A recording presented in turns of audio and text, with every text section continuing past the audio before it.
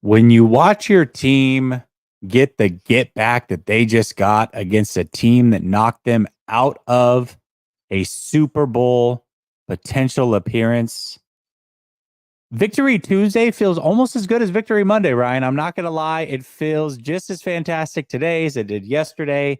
The days are going quicker. The sun is brighter. The air is fresher. Everything is better when you watch the 49ers win the way that they won. There are things that we want to talk about coming out of that game, things that happened specifically in that game, and just bigger picture items that we want to discuss as the 49ers turn their sights to the Seahawks and look to make this final push into the playoffs and hopefully number one seed. We're going to talk about a ton, and we're going to do it next.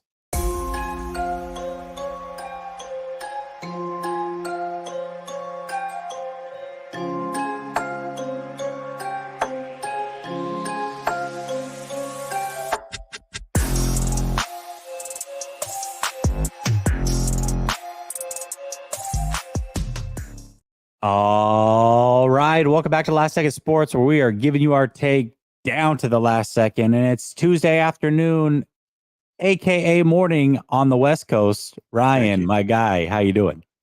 I'm doing fantastic, man. Good to be back with you. Tuesday is a day I look forward to, especially after victory. I think you're right, man. We push this to Victory Wednesday, probably. Like, I think if Coach is coming on tomorrow, we'll keep it going through Wednesday. Then on Thursday, we'll start previewing these Seahawks. But yeah, it's a good feeling. Yeah, definitely. You might as well. I actually have to turn my sights to the Seahawks tomorrow because I'm behind enemy lines, but I want to enjoy this as long as we possibly can. Now, there is a lot of talk coming out of really the whole NFL that now Brock Purdy is the league leader as far as odds for MVP. And he's not the only one on the team that has MVP potential. We know that CMC does as well. And there's a lot to discuss. Now, every Tuesday, you give us an update of where Brock Purdy stands and is trending versus the league. I love these updates. I'm assuming that a lot of these trends went up week over week coming off of a great game that he had against Philadelphia. Why don't you give us those? And then let's talk about MVP. The way that we're going to do it is you're going to take the Brock argument. I'm going to take the CMC argument. This isn't necessarily how we feel, but we're going to make an argument for either or to get the MVP. And the way that we're going to do it is you're going to talk about Brock. I'll talk about CMC. But first, why don't you get to those Tuesday stats? Yeah, Tuesday update this week, man. So there's a big one that's the first one. Really, I love, right? So Brock Purdy's numbers after week 13 through 12 games, week 13. The first one, completions. He's now tied for 17th with 233. This is the reason why I'm so excited about this one in particular is because he's been in the 20s for the entire season. I think he was 22nd. Just last week, he's made a huge jump to 17th, which means he's completing a lot more passes compared to his peers, which I love. So that's exciting for me. And he's only attempting the 23rd. So he's 23rd most attempts, 17th in completions. And obviously that's due to his high completion rate, first in the NFL, 70.2. Yards, he's with 3,185. So he's in 7th overall in yards. Average is first with 9.6. He's a whole yard ahead of Tua in that category. Yards per game is 8th with 265.4. The long that one dropped, but that's irrelevant. It went from 4th to 5th. Still with that 76-yard long ball. He threw passing touchdowns 4th, went up now. He has 23 touchdowns. He moved up in passing touchdowns. He's in 4th. Interceptions tied for 5th with 6th. He moved up in there, not negatively. He went he improved. In a good way, yeah. In a good way, right? Sacks 11th with 23rd. That went down slightly. Sacks for loss tied for 8th. And QBR and passer rating stay where they're at. He's first in the NFL. His season trend right now, 4,511 yards, 33 touchdowns, and 9 interceptions. Yeah, very. I mean, shoot, I want to say I'd have to go look at it.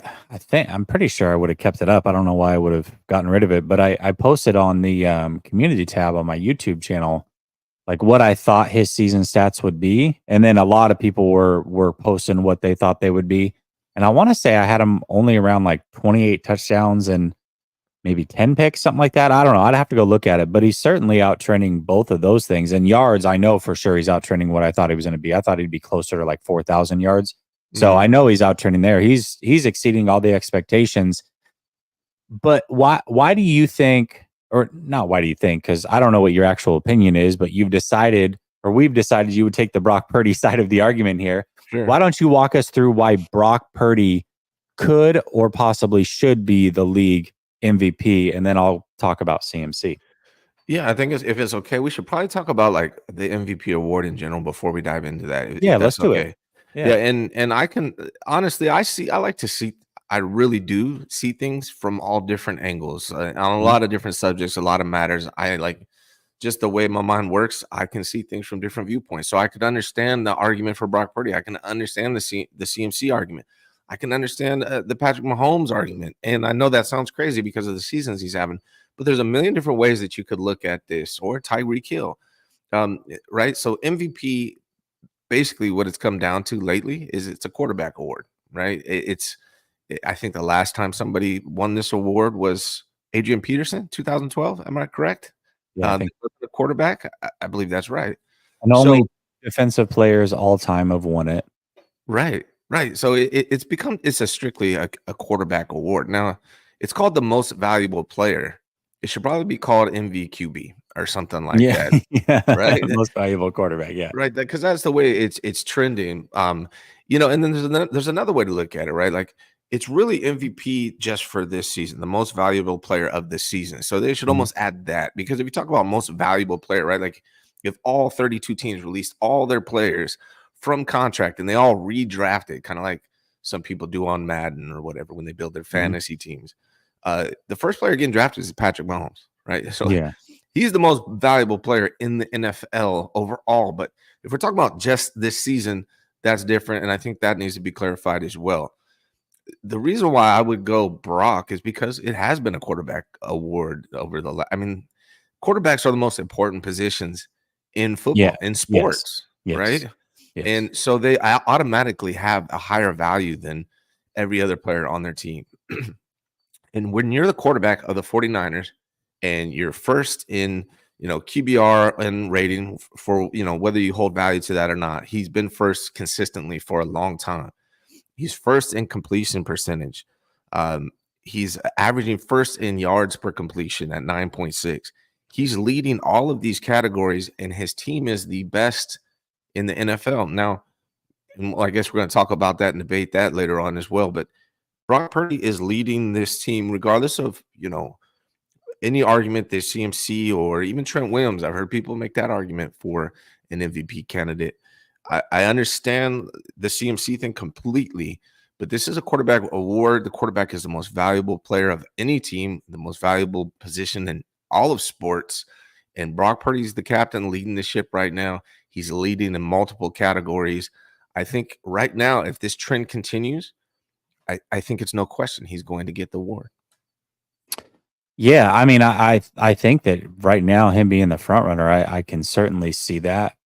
From the CMC perspective, the way that I see it is, it is traditionally been a quarterback award. I agree, but I think when you look at the last few years, the people that have won it, you're looking at guys who are putting up like 5,000 yards passing. They're putting up 50 total touchdowns, like astronomical numbers, and especially with the 17th game added.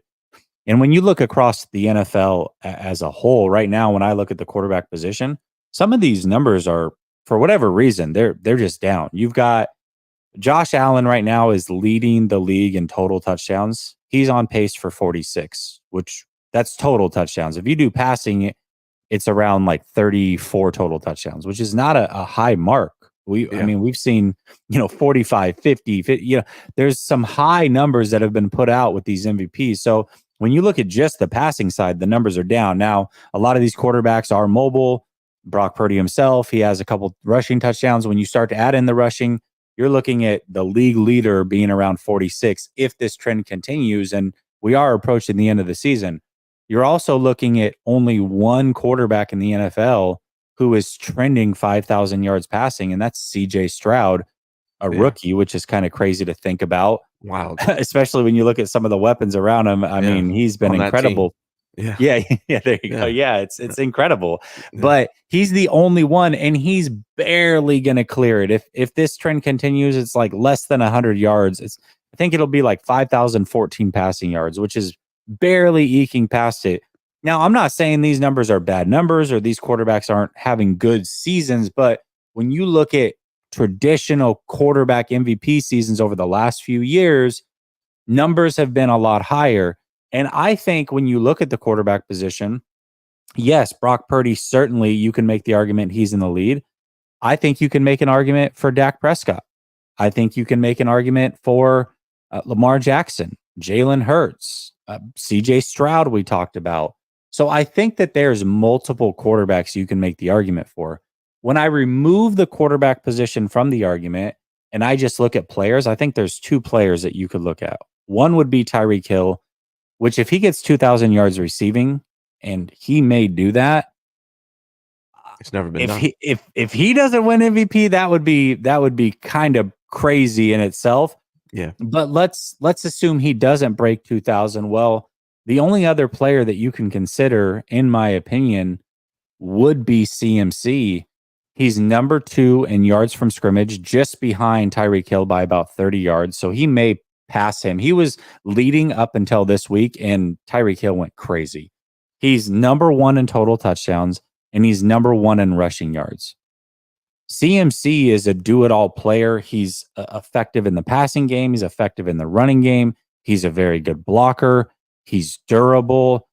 I mean, every time it seems like the 49ers have needed big moments or to take over a game, it's CMC. How many carries is he going to get? He's going to get over 400 touches. This is crazy. He's 27. What are you doing? But he just keeps performing. He had the all-time touchdown record, which I get is a transition from last year, but he started out this season, like his first 10 games with a touchdown. He's been phenomenal. So that would be the argument for CMC. I think really the bigger picture is, though, the fact that the 49ers have two players that you could look at and say, oh my gosh, they're in MVP even conversation is incredible in itself, because this has been a defensive-led team. It still may be, arguably, but even when the 49ers were averaging 29.9 points a game in 2019, the last time that they were in a Super Bowl, that offense was phenomenal, but it was like coming from different places at all times. It's like 1 week it would be this guy, 1 week it would be that guy. Kittle would have a good couple weeks. Mostert came on late. Jimmy had some good games, but he had some weird games in there that were pretty squirrely. Ayuk didn't exist. It just kind of came from everywhere, but it snowpiled and ended up in this culmination of 29.9 points. There was no clear player that you could say is playing MVP caliber. And now the 49ers have two. I think that in itself is pretty incredible. Yeah, and I made the argument for Brock Purdy. Now I haven't told you guys who I would vote for MVP right now, and I'll get to that. But I do want to ask you this question just because I'm a Warriors fan. Go Warriors, go Dubs, even though we're trash right now. But there for years, right? Whenever Kevin Durant and Steph Curry were on the same team together, the argument was Steph Curry can't win the MVP award because he has Kevin Durant. He's got Klay Thompson. He's got Draymond Green. How can you give him the MVP when he's on this stacked super team? So the fact that CMC and Brock Purdy are both, top 3 in this category, MVP potential, does that negate both of them? I mean, it could. I think it could in the voters' eyes. I think that it could hurt them in the sense that maybe they steal votes from each other, type of thing. It kind of reminds me of USC back in the day when you had Leinart and Bush. Like, okay, well, can one of them really win, or are they just going to kind of take votes from each other and then that'll allow somebody else to win? I think that there could be an element of that for sure. I don't know. I mean, it's tough. You never know what these writers are thinking, and ultimately that's what it comes down to is a bunch of writers that who knows how they even got involved in being able to vote and do these things, but who knows what they're thinking. One thing that does bode well for the 49ers, though, is they are trending to possibly be the best team in the NFL at the end of the season here. And if they are the best team in the NFL, maybe that can kind of counterbalance the two of them being on the same team and vulturing votes from each other. Yeah, I mean, it's tough, man, because when you look at it, like I can honestly make the argument for all three of those guys, and some CJ Stroud, man, like legitimately the most valuable player in the NFL for his team. It's got to be CJ Stroud, honestly, because if you take him out of it, what do they look like? I mean, but then you can say the same thing with Brock. You know, I'm not so confident Sam Darnold would be running this team the same way, and you know, but you He go wouldn't be running. He wouldn't be right, running. and but you can say the same thing for CMC. Like, what would this offense look like without him? I don't know.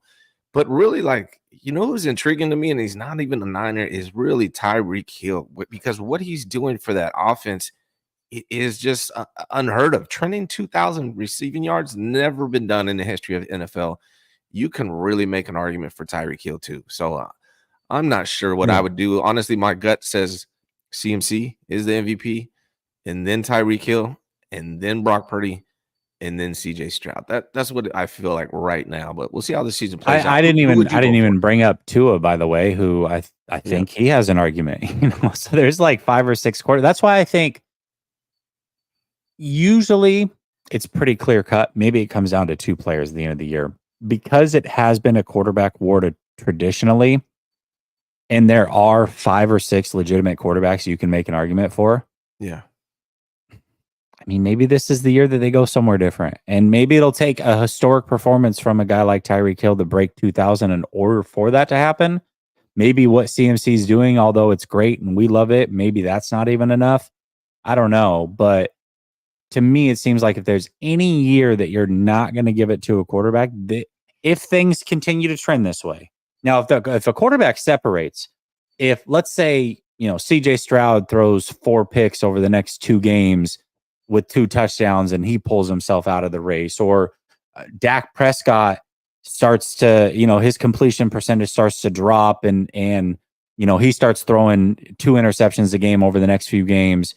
And then Brock Purdy continues this trend that he's on. Maybe he can separate, or maybe one of the other guys can separate. Maybe. But as it stands right now, I just think with all the quarterbacks being so close with each other, and you can really make an argument for 5 or 6 of them, I think if there's any year to go away from the quarterback position getting it, it should be this year. It should be. But we'll see. I think I know you got some stuff, a lot of super chats coming in, but I do want to touch on 2 things real quick. Mm-hmm. You talked about pulling away. Brock Purdy has a legitimate chance to pull away, and the reason why I'm saying this is because his attempts are going up over the last few weeks. Since they went on that losing streak, and I came out on YouTube and told Kyle Shanahan to pass more. He has been listening and passing more. I really, it's funny, man. I obviously I'm just BSing here, and he doesn't give a damn or ever heard of me, but I really wanted to see the passing attempts turn out based on how well Brock was doing, and he's been doing that since they got back on their win streak, which is great. The other thing I want to say, and I'm pretty sure you agree, is I love talking about the MVP. It's just fun to do, but I don't give a damn. All I care about is the Lombardi, right? Yeah, and I think most of these players would say the same thing. I really do. I mean, if you gave them the choice, it's a no-brainer. I think Brock Purdy could care less about an MVP award. I think CMC could care less about an MVP award. Sure, it would be a great thing to have in conjunction with winning a Super Bowl, but they definitely want to win a Super Bowl. I do want to say, Melvin, you've got a keen ear. You're on to me. You know exactly why I put the interceptions with Dak, but I digress. You're right. That's my boy Melvin, the Cowboys fan I grew up with. Yeah, he's here to support. But yeah, he'll catch that whenever we bring up Dak. He's gonna talk about that. Dak's having a hell of a year. Dak is having a very, very good year. I mean, there's an argument to be made that some of his numbers are better than Purdy because he's throwing so much more than Purdy. But then it's just as impressive that he's like 0.2 percentage points behind Purdy for completion, even though he's throwing way more than Brock Purdy is too. So I think it goes both ways. He's having a very good year. And as a person, he's the Dallas Cowboys quarterback. I could give a rip about the Cowboys. If they lose every week, that would be great. Except for this week. Except Dallas Cowboys fan this week. We want them to beat the Eagles. But every other week, I could care less if they got mud stomped. But I will say this. Dak Prescott as a person, you kind of root for him. He's gone through a lot. He lost his brother to suicide. I think he lost his mom all within a short time span. Sounds like he's got a child on the way. So the person I root for, the player I could care less. And he did before the season. He said he's not going to have the same amount of interceptions that he did last time. And not only that, but he's like right there. Him, Brock, and CJ Stroud are right there holding it down with minimal interceptions. So, you know, he did what he said he would do. Keenan says, good morning and afternoon, Niner gang. Hope everyone is doing well. Well, we hope you're doing well as well, Keenan. Gammon says, week 14 and still no Brandon Allen content. I know. I'm letting you down, Gammon. I apologize. Wolf Life Wild. What's up, Wolfgang? Niner gang says, I rejoice this victory a lot for a regular season win, but I hope we don't slip again like after the Cowboys. Cheers, guys. You guys are dope. I appreciate that. Thanks, buddy. I don't think they will. I think this is where you see the lesson is learned, is going on that skid the way they did. Looking at it now, they realize they can't do that. They know that the number one seed, the only chance they have is to likely win out. So they're going to do everything they can to do that. I think they're locked, loaded. And Seattle, by the way, is a division foe. They know what it is. The Seahawks they're desperate. They're about as desperate as it could be. They're this close to not being a playoff team. So they have everything on the line. I don't think that's going to happen again. I would be shocked if that happened again. Agreed. Sammy and Pickle says, do you see a way that we sign Ayuk? I hate that we might lose him, but I think the priority is going to be Chase Young. Maybe we get both, but not seeing it. I would put zero priority on Chase Young. I'm sorry. I don't see it with Chase Young. I don't see the reason that you would go and pay big numbers to Chase Young. He's been great. I love the addition. I love that he's helping us make the Super Bowl run. But I see a lot of I see some of the effort things that maybe Washington was talking about. I've seen it just a little bit, and that enough is enough for me to give a little pause. Did you see it in the Eagles game? Like I think he dove, tried to get a sack on Hurts. It was on the ground, and he missed. Stood up. Play was still live, and Chase Young's just standing there watching like, I'm not going to try anymore. It was crazy. I've never seen it before. I've honestly, like, at least give us a little shuffle like you're crossing the street. You know what I mean? Like, at least give us that kind of effort. It was bad, man. I go back and watch that if you guys don't know what I'm talking about. Yeah, I'm seeing some of those things show up, and that's, to me, Chase Young, and I could be wrong about this, but I see Jadeveon Clowney from the sense that I think his career is going to take a similar path where he's going to be this hired gun year in and year out for a new team. And he'll always play well. He'll always put up good numbers. He'll be a difference maker. But you don't really want to sign him long term because you don't know if the effort's fully going to be there. So I think he's going to have this 1 year with a lot of different teams type of situation potentially in his future. We'll see this offseason. I bet you he gets signed to like a 2-3 year deal. And, you know, maybe he sticks with that team for the whole contract. But I could see maybe a 2-year stint with his next team and then 1 year every year for the next however long, which is a great career because he's going to make a lot of money doing that. Clowney's made a ton of money. He's making a difference on Baltimore this year if you didn't know where he's at. But every year he's on a new team. It's just the way that it works for him. So, but no, absolutely not. To me, if you don't sign Ayuk, you're setting a tone that is tough to get over because that team knows him. They love him. You see, we talk about effort. There's never a lack of effort from Brandon Ayuk. Again, he's the guy that if Debo breaks one or CMC breaks one, usually he's the guy that's leading the way downfield. Ayuk play in and play out gives everything he has. There are no question marks. I would not at all put up any priority in Chase Young at all. It has to go to Ayuk. And with Talanoa being injured, he's going to be a lot cheaper. So, you know, I think that plays as well. Gammon says, where do you rank Josh Allen right now compared to the start of the season? I always thought Josh Allen was the 5th best quarterback in the league. I still think he's the 2nd best quarterback in the league. I don't. Yeah, even in a. It's funny because Josh Allen in a down year is still on pace to lead the league in touchdowns. Yeah, I It's agree. a down year for him. Okay. It's Mahomes and Allen 1 and 2 for me. Yeah. It's been for a couple years now. We'll see, man. We'll see how it plays out. But I mean, Allen's just a crazy talent, man. When I watch him, I just like wonder what would he look like on the 49ers? What would he look like on this team or that team? It would be tremendous. Incredible. But that is different. I want to be clear. That is different than for this season. I wouldn't rank him number 2 this season, not by any stretch of the imagination. I'd rank Brock Purdy for number 1 this season. He'd be like, but I also wouldn't have Mahomes in the top 3 either this season. He hasn't had a top 3 season. But if it's quarterbacks that you're taking, again, to me, you're going Mahomes. He's the no-brainer. If you throw them all in a pool and you get to choose whoever you want, it's Mahomes and Allen. And then after that, I think there's arguments to be made. But I don't think I don't think it's particularly close for 1 and 2. That's just me personally. Maybe other people would disagree. I agree. But Let me ask you this, Jess. Would you admit, because I was thinking about this, like Brock Purdy is number 1 quarterback this year. yeah, I mean, if you're doing a power rankings, you can make it's the MVP argument, right? Yeah. Like you can make the argument for him, you can make the argument for Dak, you can make the argument for Lamar, you can make the argument for CJ Stroud, Tua.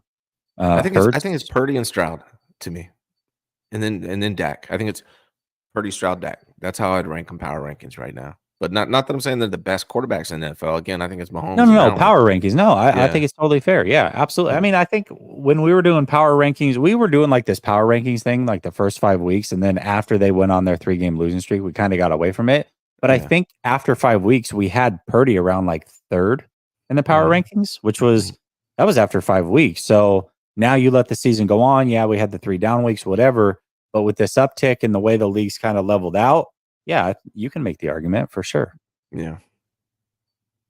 Brother Bob says Nails and Ryan, 2 of the best in the business. Eagles are trash. Okay, I see it. Correction. Hey, correct. Can we go back to that, Brother Bob? 2 of the best in the business, or the 2 best? Yeah. Come on, man. Yeah, well, it's all right. It's fine. We'll take it. Official B&A Music says CMC is 9 TDs from tying the rushing record. He'll get it if he at least ties the record. 5 games left. Yeah, and that's what I'm saying. I think in order for a quarterback to not get the award, it's going to take some Herculean effort, whether it's 2,000 yards from Tyreek. I didn't even think about the touchdown record for CMC, so thank you for setting the record straight. He could get it. I mean, he can go on a tear, but 5 games left. That's almost 2 touchdowns a game. We'll see. They've kind of gone away from him as far as the touchdown thing since the record was ended or the streak was ended. So we'll see. Gammon says, Ryan, plenty of room on the Kings bandwagon. He says, if you want to be a Kings fan, you can jump over there. Here's the thing, though. Here's the thing about that, Gammon. If I wanted to jump on the Kings bandwagon, I would have done it back when they had Jason Williams and they actually went far in the playoffs. Not going to do it now when they get scrubbed out by the Warriors early. You know what I'm saying, Gammon?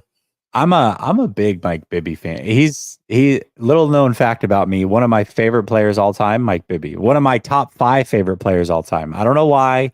Couldn't even put a reason on it, but I loved watching him in college at Arizona, and then him and Tino Mobley playing together, and then going to the Kings. I just really liked Mike Bibby. I don't know.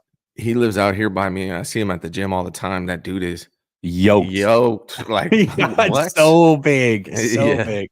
Yeah. What's up, Matt? He says, what's up, my guy? CMC is MVP. Yeah, I think there's definitely a case to be made for quite a few. Errol says, if MVP has to go to a quarterback, Stroud is shown as a rookie is more valuable to his team. That's the other question, too, is there's so much that goes into it. If the Texans make the playoffs, I feel like he should be in there. But if the Texans aren't a playoff team, he's going to get eliminated from the conversation. Nobody's going to talk about him. I don't think that should be the way it is, but I think that's the way the voting usually goes. So it makes it tough. Yeah. Matt says MVP goes to the best quarterback on the best team, sadly. Yeah, I think so. And that's why I think Brock right now would be leading in Vegas, because I think that's what they're looking at, right? Yeah. Is you're looking at a quarterback who's putting up good numbers, and you're looking at arguably the best team right now. That would be the 49ers. So Matt says, Cowboy fan this week. Man, I need to shower. Yeah, it feels a little gross, doesn't it? It feels a little gross. Yeah. Errol says, if we lose next week and or against the Ravens, would you take Purdy out of the MVP talk? No. Yeah, Purdy shouldn't get removed from the talk unless something. If he goes on a 3-game skid in these last 5 that looked like the ones earlier, sure. But barring that, and I don't think that that's going to happen. I think he's learned from that. I think the team's learned from that. Hopefully, health stays intact. I don't foresee that happening. As long as the 49ers are in contention for the playoffs, which clearly they are, he should be in contention for the MVP. He and CMC. Now, he might not be the favorite anymore. I bet you he wouldn't be the odds-on betting favorite.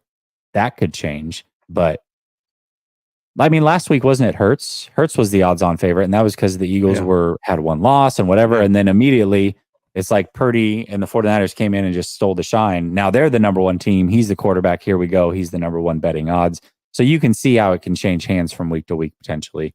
Yeah. Brother Bob says, damn, Ryan, what about Iglet and Vish? Hey, I'm totally kidding. I was joking, Brother Bob. I wouldn't even call myself top 2 right now. But hey, I'm getting there, man. Well, maybe one day, but not right now.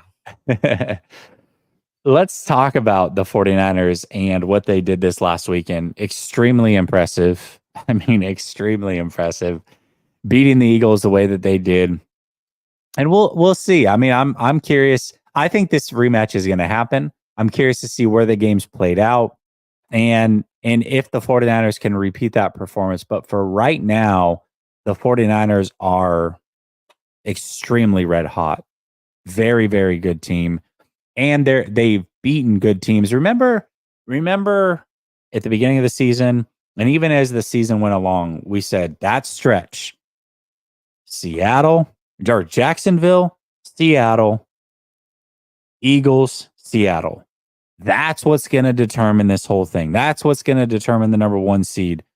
The 49ers, that's the stretch. That's the tough stretch. We're going to know coming out of that stretch what this team is made of. Well, we're about out of that stretch, Ryan, and the 49ers are likely going to go 4-0 out of that stretch. Yeah. Extremely impressive, regardless of what your record prediction was. Maybe you had them as a 14-3 team. Kudos to you if that's what they finish. 13-4, something like that. I had them 12-5. I don't think anybody before the beginning of the season looked at that stretch, and as the season went along, before we got into it, and said, "Oh yeah, the 49ers are going to go 4-0," and not only are they going to go 4-0. But they're going to blow every single one of them out through that stretch. I don't think anybody would have thought that. It's very impressive. So that being said, we just did a power rankings for the quarterbacks, MVP, what have you. Is it clear to you that the 49ers right now are the best team in the NFL? They look like it when you watch them. I'll tell you that much. What I do know is that they are clearly the best team in the NFC, period. All right, they played. If you look at the strength of schedule of the Lions beat the Chiefs, but they haven't really. There's not too many teams they beat that. So that was a Chiefs team with no Kelsey or no Jones. So week 1, yeah, it was kind of weird. All right, so I don't really have the Lions as a potential number 1 team, but I do have the Cowboys and Eagles as the next 2 after the 49ers and. The Niners mollywopped the Cowboys. They freaking embarrassed the Eagles in Philly. 84-29 in those games combined was the score. Zero question that they're the best team in the NFC right now. Right? I don't care. I don't care if the Eagles have a better record overall. It doesn't matter. You just got spanked in your own house, embarrassed by the 49ers. So the 49ers are clearly the number 1 team in the NFC. The question I still have that I'm curious about is these top AFC teams. And we're going to find out on Christmas when they go up against the Ravens where these 49ers really stand. You're going up against Lamar Jackson, who was 19-1 against NFC opponents. So right now I'm confident. I believe the 49ers are going to go to the Super Bowl. And we'll talk about what could stop them potentially, coming up on the show here. But I believe they're going to go to the Super Bowl. The question is, can they beat whoever they face, whether it's the Chiefs or the Dolphins or the Ravens? I'm still curious about that, and I think Christmas is going to reveal a lot of that for us. Yeah, so when I look at the landscape of the AFC, the top 4 teams right now are, in no particular order, they're the actually, I'll give it to you in order. I think it's Miami. I think it's the Ravens. I think it's the Chiefs and then Jacksonville. Well, the 49ers whooped Jacksonville in Jacksonville. Both teams coming off a bye. No excuses. They whooped them. Miami, although it was last year, these teams are very similar, and Miami got whooped in Brock Purdy's first start. Brock Purdy now versus then is a much better quarterback. And Miami also, you look at the Lions, who the hell have they beat? They have no quality wins on their schedule. So I don't look at them. The Chiefs, if I'm just going team for team, the 49ers are clearly a better team. Now, matchups, styles make fights. And just because you're the best fighter doesn't mean that you can't be beaten by a lesser fighter, because stylistically it's rough. I'm still curious stylistically if those two teams meet in the Super Bowl, what happens? Certainly. The only team that I can say that I'm curious about, and we're going to get some of those answers on Christmas, is the Ravens. And it's because of Lamar Jackson and that 19-1 record against the NFC. And that's not just like this is a number. That shows you how hard he is to prepare for. That number is not because the NFC sucks or he plays bad teams or he's getting lucky. No, he's just extremely hard to prepare for. On 1 week preparation is what that number is telling you. So I think that is going to be interesting. And if you look at their defense, they're the only defense that holds a candle to the 49ers. And they do it very differently than the 49ers. They have some good players over there. Don't get me wrong. There's some good players, whether it's Queen or Roquan Smith or Clowney or what have you. They have some good players, but they do things schematically that are incredible.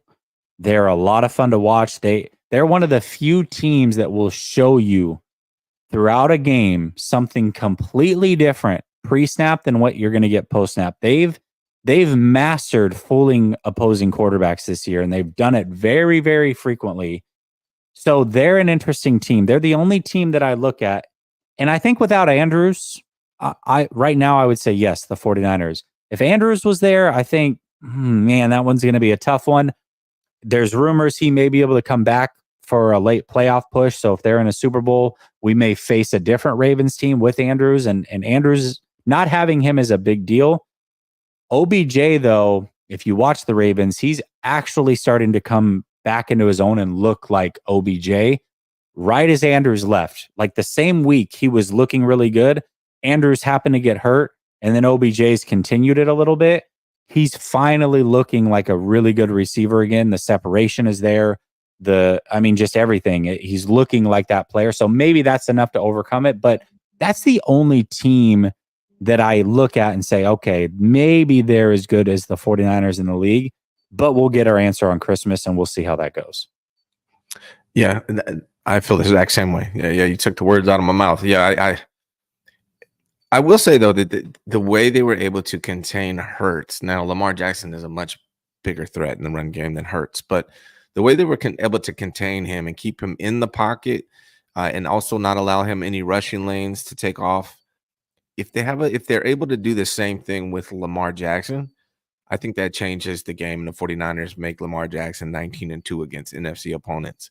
I think that's going to be the key. If you can eliminate him, I'm not discrediting Lamar Jackson as a passer, but I think if you eliminate the run threat as well and just strictly make him a passer, kind of like they did with Jalen Hurts on Sunday, then I think the 49ers can pull it off. But that defense is elite, especially in the back end.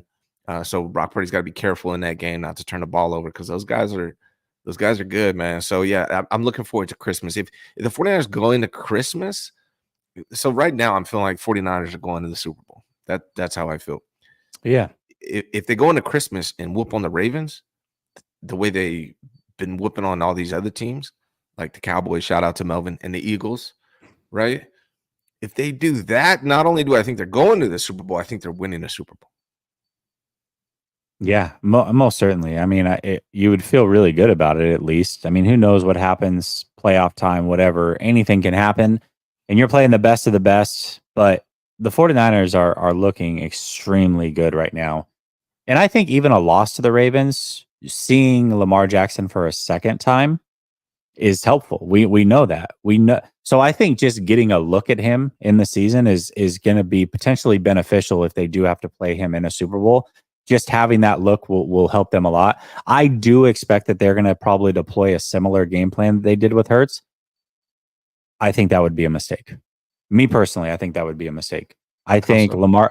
Lamar Jackson, man, you watch him play week in and week out. He's a lot better passer than what people want to say, and I've been saying it for years. And he's better now than he's ever been. I don't care.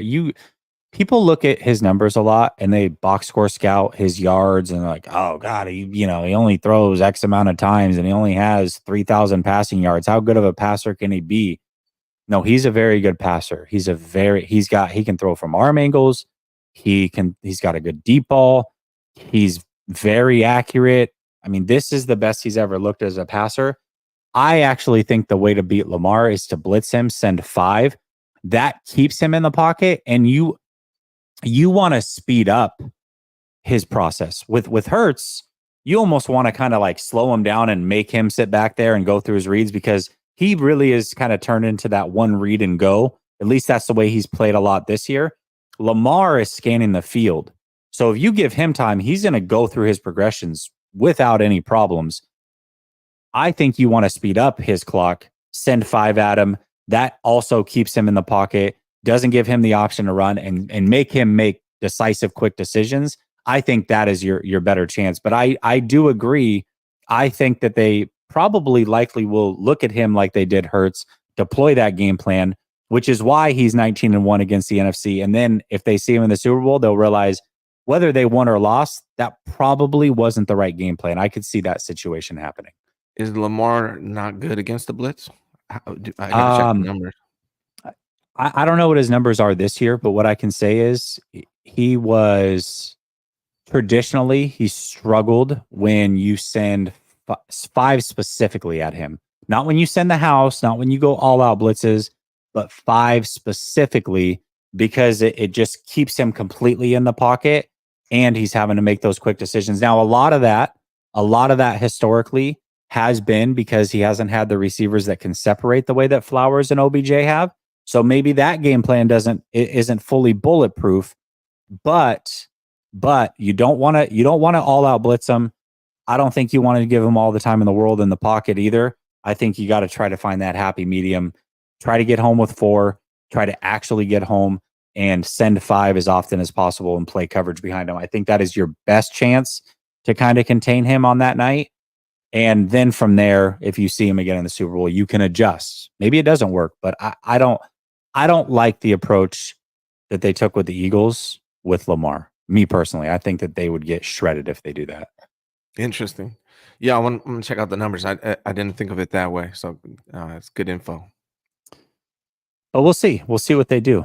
Samir says, speaking of power rankings, where is our wide receiver duo, Ayuk and Debo? Man, they're really good. They're really good.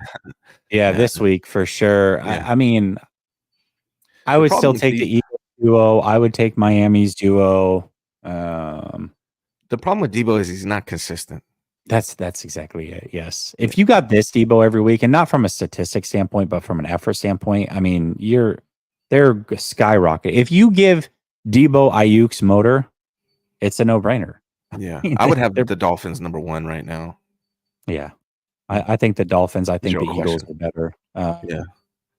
I would still take the Bengals. I'm trying to think who else has good duos across the league. I mean, there's not many. No. Probably top 7-ish, top 5-ish, but there's some duos in the league I would take over them. Good question, though. John says, Ryan, Jesse, I believe we are best for now, but keep your edge. All gas, no brakes. 49ers are 5-0 versus winning teams. Yeah. I'm trying to think who their losses are to. The Bengals aren't a winning team? No. Oh, maybe they are now. Minnesota's a winning team too, right? They were. Yeah, hold on a second. That doesn't. I don't know what the records are now. Maybe they're at. Let's hold on. Yeah. Hold on. Yeah. Let's see because the Bengals won last night. I think they're technically a winning team right now. Bengals are 7-5, so that was a loss. No, excuse me. Bengals are 6-6, but Cleveland is 7-5, so that's a loss. What about Minnesota? And if we look at Minnesota, they're 6-6 also. So by technicality, they have one loss to winning teams, but two of those teams win this week. All of a sudden, they're a quote unquote winning team, and that stat changes drastically. But Right. yeah, so I would assume 5-1 against winning teams, but still, I mean, that's a good number. That most teams don't do that. They don't. But Matt what? So they're says, 0-2 against losing teams. yeah, That's not good either. Well, not 0-2. They have a lot of wins. Yeah. What's their record? They have what are they? 9 wins, so they're 4-2 against teams with losing records, or 500. I guess I don't know. I mean, that stat definitely okay. Matt says defensive game plan versus the Eagles needs to be the same with Baltimore. I disagree completely. I that's just me. I talked about it, but I'm sure you threw that super chat up probably earlier on. Hopefully, I talked my way through it. Brother Bob says, Ryan OG Hensley, can you check your Twitter? Nails, why didn't you finish reading the end of my last super? Laugh out loud. But can we talk about BA? PP had a crap take. Shaking my head. Yeah, I think I'm not going to harp on somebody else's takes. I'm not. Listen, I don't get my content from other people and their takes. I've got my own takes that are right or wrong, and I'll talk about those. But it did happen on my show. Technically, I remember the take. I thought it was a bad take in the moment. Certainly, hindsight's 2020, and I think if you were to ask him now, he would definitely say that Ayuk is living up to all the expectations that he thought before the season. I guess everybody's wrong sometimes. Yeah, I mean, not everybody can be right all the time, I guess. Tristan says, any idea why Hawks game went from negative 12.5 to 10.5? That's the betting public. Anytime spreads are going to change based off of what is being bet. So I think a lot of people were betting the Seahawks to drive that number down. That's a crazy spread, by the way, too. It's in the NFL. That's an insane spread. Insane spread. Yeah. Errol says, don't forget last year with Carolina, Wilkes shut down Lamar. That's fine. I also want to be clear that is not the same Baltimore team. It is a new offensive coordinator. It is two new number one and number two wide receivers. It is not the same team. What Lamar is being asked to do and what Baltimore traditionally has done is not at all the same as what they have been doing, because the offensive coordinator is new. So I encourage you to watch Lamar Jackson this year if you have not laid eyes on him. He's very, very good. Brother Bob says the entire NFL is trash except for us. We're getting a Super Bowl. Damn. That's crazy. All right. And Brother Bob has spoken. So I guess that's it. I guess that is it. Okay, let's end on this one. I have other topics, but as always, the conversation is always very good between us. We don't always get to all the topics, and that is okay. But I titled my show, at least, What Can Derail the 49ers Now? Or what can derail them now? I think this is a tough conversation to have, much like when we were 5-0, conversations of going undefeated and all those things were happening. We get very excited in the moment, myself included. I'm a fan just like you guys, so I'm not removing myself from that excitement. I was right there with you, if not leading that charge when the 49ers were 5-0. But I think these are the times that we really have to look at it and say, okay, what can derail this thing from happening? Because right now, we talk about, hey, this is the best team in the league. We talk about we got 2 MVP candidates. One of the other topics we were going to talk about that we didn't get to was Shanahan Coach of the Year, which you could make that argument.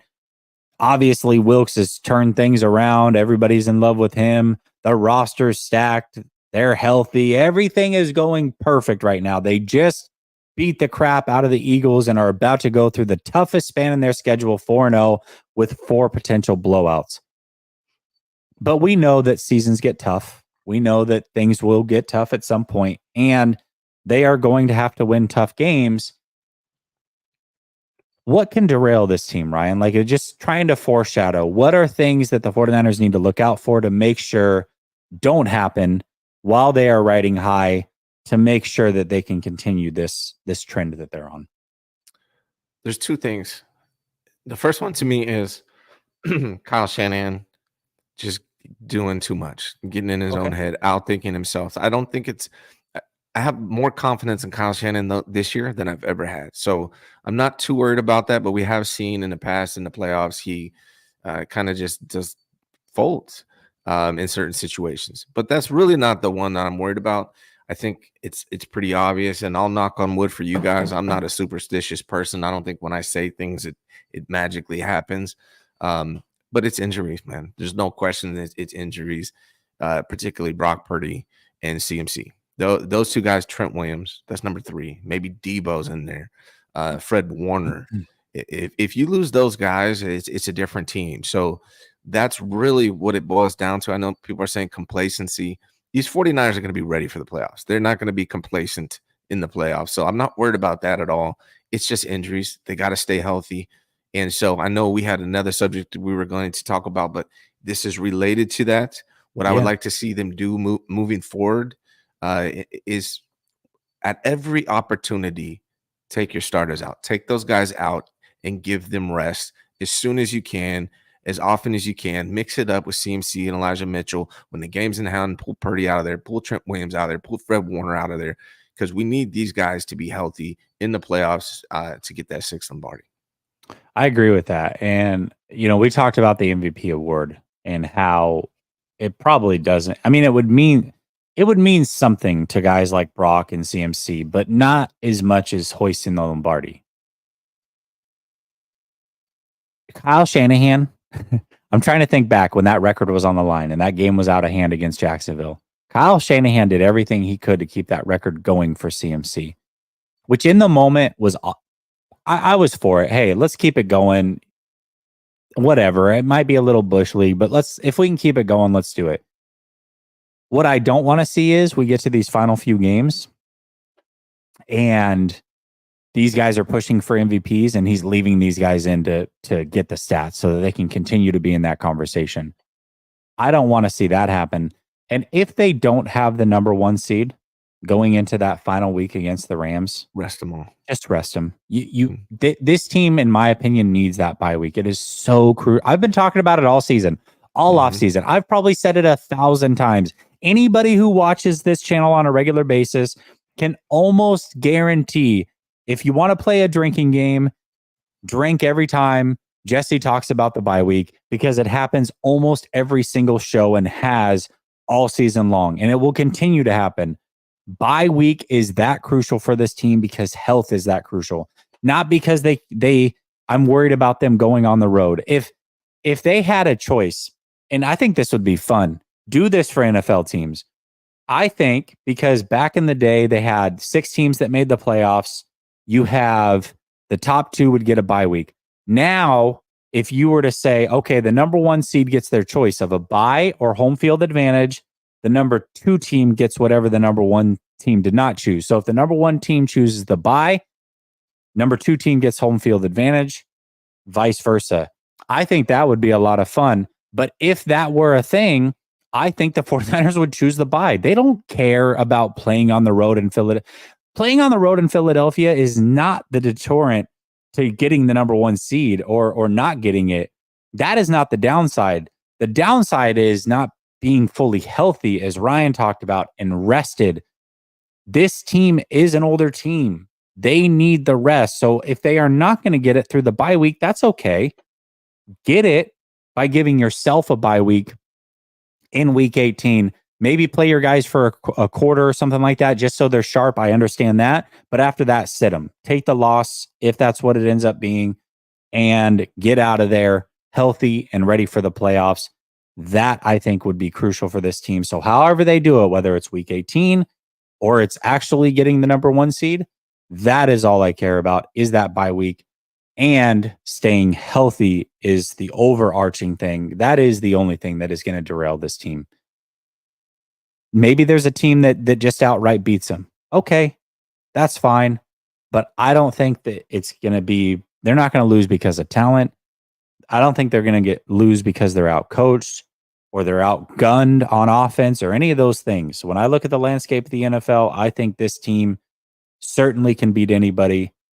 Health will ruin things quickly. And I look at somebody like Armstead, rest him this week. He's got I understood last week. It was all hands on deck. You're playing the Eagles. You got a chance to the number 1 seed. You got to get I understood all of that. The Seahawks are not that. This game is not that.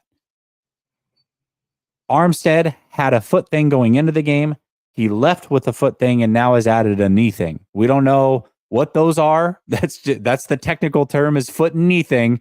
But we know that he's now added on to whatever his injuries were and was unable to finish that game because of it. Rest him. He is crucial to this team. Rest him this week, maybe the week after if you have to. Rest him as long as you need to make sure that he's as healthy as he can be. And do that for anybody else that gets injured if you have to. Now that you're in the playoffs, really nothing else matters other than health. I'm with you 100%. That is the only thing, in my opinion, that can derail them. Can I just real quick on that one? You brought up Armstead. Somebody that's not being talked about enough this year is Javon Kinlaw, man. He was barely able to see the field throughout his career. This year, he's been healthy the entire time, and he's being a positive contributor. He played really well in that Eagles game. And so, like you said, rest Armstead, pop in Kinlaw for him and give him some time because he's doing good things. But again, this all boils down to health. Part of the reason they've been so successful this year is health. When they went on their skid, that's when guys were beat up. So it's all about the health. I love seeing that they're healthy. I'm gonna knock on wood again. Hopefully it stays that way. But yeah, amen to that. That's what it's about. Yeah, and I think health is a huge thing for all these teams. We talked about the Ravens losing Andrews, how that could potentially play into their season. I think that's a huge deal for them. I look at the Eagles. I mean, they're a team that's been pretty banged up as well. That's the other thing. They could use a bye week. If they get a bye week, that's going to be crucial to them. Then they're not tired going into the next contest with the 49ers. They've added Leonard. They'll get Goddard back. They'll have Cunningham back. I mean, health is a big thing across this league. It really is. It's rare that a team that is extremely injured wins a Super Bowl. The last team that I can think of that did it was the Packers, and they had like 11 starters on IR. I don't know how they went and won that Super Bowl. And then they lost Woodson in the Super Bowl.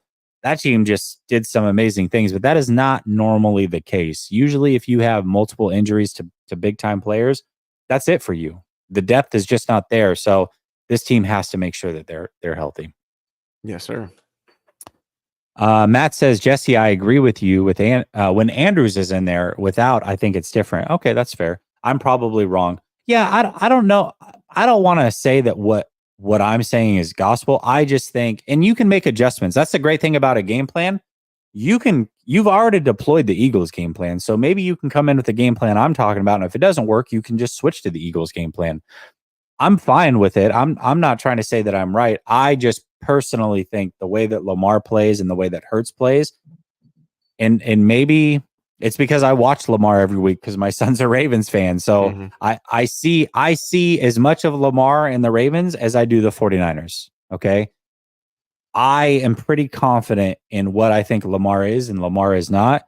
I personally think that would be a mistake, but I could be wrong too. You might be right. Randall says, let's revisit the Ravens after this Sunday against the hot Lambs team. Yeah, the Rams are very hot. The Rams are very hot. And I will say this, the Rams being a division team, the 49ers to go undefeated, if that, let's say the Eagles do win this week and the 49ers are in the driver's seat for the number 1 seed, they do have some interesting games. I don't think that they're games that we're going to necessarily pick against them, but I do think the Rams could be an interesting game for them. Fully healthy, Matt Stafford does well against the 49ers. Maybe that game gets interesting. Kyler Murray's back for the Cardinals. Maybe that game could get interesting. So I don't think that it's a foregone conclusion that the 49ers are for sure going undefeated, but I like their chances. Rams might get second in the NFC West, man. They may end up beating. They're second right now, yeah, because they have the tiebreakers. They beat Seattle twice. Yeah. Brother Bob says, wait, I really want to talk BA, though. Resign him now. Now, I get it. Definitely resign him. Gammon says, can you both provide a fan's guide for who to root for in the Cowboys-Eagles game? Golf clapping acceptable. Watch it with your kids or alone. you're rooting for the Yeah. Cowboys because you want the number 1 seed. If the Eagles lose and the 49ers win out, they have the number 1 seed. So you're certainly rooting for You just them. nod your head. You know, you Yeah. don't get excited, but you just they No, do. no. When, you know, the Cowboys do the good thing against the Eagles. You're like, cool. You Because know, the alternative is this. Here's what's really interesting, 49er fans. The 2 teams that we hate the most, traditionally, Cowboys and Seahawks, for different reasons, kind of different eras. But those are the 2 teams that a lot of people maybe say Rams, you could throw them in there. Packers, sure. But Cowboys, Seahawks. Those are the teams. Cowboys, Seahawks. Did I say Eagles? I feel like I said Eagles, but I meant Seahawks. Either way, Cowboys, Seahawks, those are the teams. Those are the 2 teams that we've got to rely on. One of them has to beat the Eagles now. So if you don't root for the Cowboys this week, and if they don't get it done, then you're in a position where you have to root for the Seahawks next week because they're the last team. Because after that, they play the Giants twice, and then I think like the Cardinals or something like that. That likely is not going to happen. So we're forced to root for a team that we don't like either way. So just, swallow your pride and make it happen. Matt says drinking and self-loathing gammon. That's how you get through it. Tristan says prayers to Huff. After an All-Pro 22, he was due for an extension for minimum 17 a year. With his injury, that could mean Ayuk stays, not celebrating injury, by the way. I agree with you, and I said it earlier. I think if what Huff should do is probably take a 1-year prove-it deal and then get paid after that. I think Huff's a very good player. I like Huff. I just love the energy he brings to this team. I hope he's with this team his whole career. There's nothing that anybody could say bad about Huff. He plays the right way. He's arguably the hardest worker on the team. He's phenomenal. Hopefully he's able to get back. But the silver lining is that you for sure should be able to bring back Ayuk with no questions and then have 1 year of a prove it thing with Huff likely where he's going to kind of bet on himself. And I hope that he bets on himself and wins big. Samir says, number 1, secondary is thin. Okay. Number 2, missing a bye week. Okay. 3, sorry, but no signature comeback win yet. Okay. I mean, I think these are questions that we have for sure. And certainly these things could derail the 49ers. If they get in a situation in the playoffs where they have to come from behind on the road in a fourth quarter, we may not know the answer to that question.